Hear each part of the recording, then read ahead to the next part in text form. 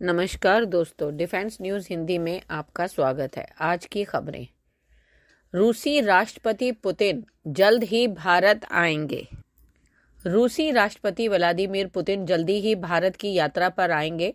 Putin के आगामी दौरे की पुष्टि करते हुए क्रेमलिन ने सोमवार को कहा कि राष्ट्रपति पुतिन की भारत यात्रा की तारीखों की घोषणा जल्दी ही की जाएगी। इसे लेकर फिलहाल दोनों देशों के बीच में बातचीत जारी है। पीएम मोदी और पुतिन की मुलाकात को लेकर अमेरिका में रूसी राजदूत उशानोव ने कहा कि भारत और रूस के बीच हर साल एक द्विपक्षीय बैठक करने का समझौता है। पीएम मोदी रूस आ चुके हैं, अब राष्ट्रपति पुतिन की बारी है। हमें प्रधानमंत्री मोदी का निमंत्रण मिला है। निश्चित रूप से इसके बारे में सकारात्मक पहल की जा रही है। उन्होंने कहा कि साल की शुरुआत में ही पुतिन के भारत दौरे के कार्यक्रम का ऐलान किया जाएगा। अगला, पृथ्वी के मुकाबले चांद पर तेजी से चलता है समय, पर कितना? वैज्ञानिकों ने लगा लिया पता। चांद पर इंसान ने पहला कदम 1669 में रखा था। इन 55 सालों में दुनिया भर की अंतरिक्ष एजेंसियों ने कई बार इंसानों को और अनेक बार अपने यान चांद पर उतारे। इतने मिशनों के बाद भी चांद पर कई पहेलियां अभी भी इंसान के लिए समझना बहुत मुश्किल है, जिसमें समय भी है। सोचिए, अगर आप अंतरिक्ष यात्री के तौर पर चांद पर कदम रखते हैं और आपके हाथ में घड़ी है, तो आपको जानकर हैरानी होगी कि चांद पर धरती के मुकाबले समय ज्यादा तेजी से चलता है। यह बात कई वर्षों तक वैज्ञानिकों के लिए भी पहेली बनी हुई थी, लेकिन अब इस पहेली को सुलझा लिया गया है। वैज्ञानिकों ने पता लगा लिया है कि इसके पीछे की वजह क्या है और ये तेजी से क्यों चलता है। अगला, दुनिया में छिड़ी जंग में हथियार बेचकर छाप रहे हैं अरबों ये देश।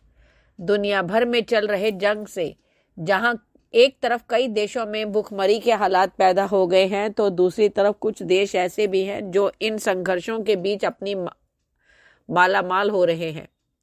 वैश्विक स्तर पर हथियारों की खरीद फरोख्त पर नजर रखने वाली संस्था Stockholm International Peace Research Institute यानी सिप्री ने इसे लेकर एक रिपोर्ट पेश किया है। रिपोर्ट में बताया गया है कि यूक्रेन और गाजा में भारी संघर्ष और एशिया में तनाव के कारण प्रमुख हथियार निर्माताओं की बिक्री कई गुना बढ़ गई है। इसके मुताबिक अमेरिका, रूस और मिडिल ईस्ट की हथियार बनाने वाली कंपनियों ने भी खूब मुनाफा कमाया है। अगला, चीन की चाल में फंसा नेपाल। ओली सरकार ने स्वीकार की 2 करोड़ अमेरिकी डॉलर की सहायता राशि। नेपाल ने चीन से अनुदान सहायता के रूप में 2 करोड़ अमेरिकी डॉलर की परियोजनाएं स्वीकार की हैं। यह जानकारी तब सामने आई जब प्रधानमंत्री केपी शर्मा ओली चीन की यात्रा पर हैं। प्रधानमंत्री के तौर पर चौथी बार पदभार ग्रहण करने के बाद यह ओली की पहली चीन यात्रा है। सूचना एवं संचार मंत्री पृथ्वी सुब्बा गुरुंग ने संवाददाताओं से कहा कि चीन से अनुदान सहायता के रूप में 2 करोड़ अमेरिकी डॉलर यानी लगभग 2.70 अरब नेपाली रुपए की परियोजनाओं को स्वीकार करने का निर्णय लिया गया है। अगला, बांग्लादेश में कट्टरपंथी हिंदुओं की आस्था के केंद्र मंदिरों को जमकर निशाना बना रहे हैं। बांग्लादेश में कट्टरपंथी अब बहुत ओछी हरकतों पर उतर रहे हैं। हिंदुओं पर बेरहमी से हमले करने के साथ साथ अब वे हिंदुओं की आस्था के केंद्र मंदिरों को जमकर निशाना बना रहे हैं। वह मंदिरों को तोड़ा जा रहा है, देवी देवताओं की मूर्तियों को तोड़ा जा रहा है, उनका अपमान किया जा रहा है, यानी कि सीधे तौर पर हिंदुओं की आस्था और भावनाओं को ठेस पहुंचाया जा रहा है।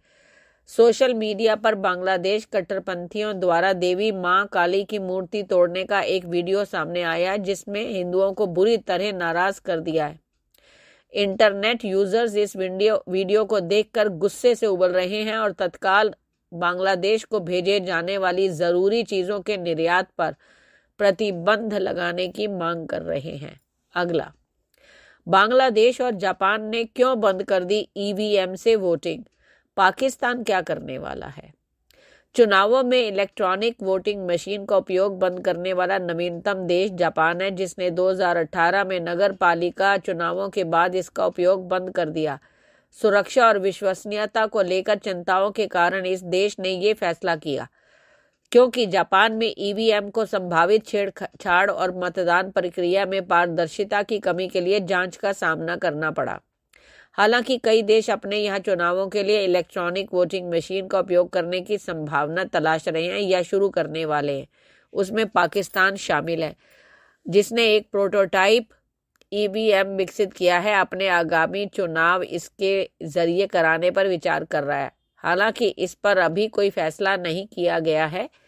अगले साल भी बांग्लादेश में जो चुनाव होने जा रहे हैं वो ईवीएम पर नहीं बल्कि बैलेट बॉक्स के जरिए ही होंगे।